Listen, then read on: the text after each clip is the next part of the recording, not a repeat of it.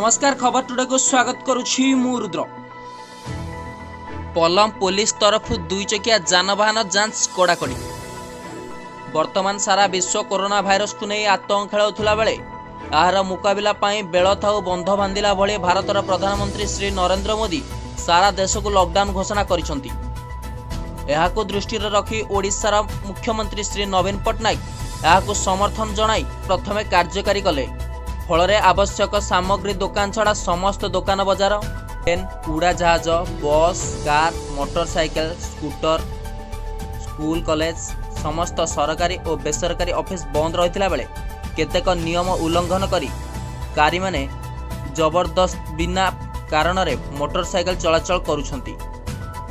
तेणु एही उल्लंघनकारी मानंकु उचित शिक्षा देबा पाई किछि दिन हला कलाहांडी पुलिस तरफ प्रयास जारी रहउथबा बेले स्थानीय पलम फांटीर अधिकारी श्रीजुक्त अमित कुमार पंडांक तत्वावधान रे पलम पुलिस चारि छकठारे मोटरसाइकेल जानवाहन जांच करथिले।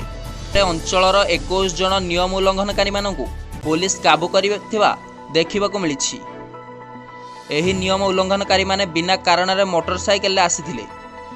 पुलिस एही उल्लंघनकारी गाड़ी कागजपत्र जांच करने सहित समस्त नाम ठिकाना बयस गाड़ी विवरणी सहित मोबाइल नंबर संग्रह करने सह बाइक सहित फोटो उठाई समस्त को सचेतन कराइथिबा काउंसलिंग करी छाड़ी देथिबा देखिबाकू मिलिछि।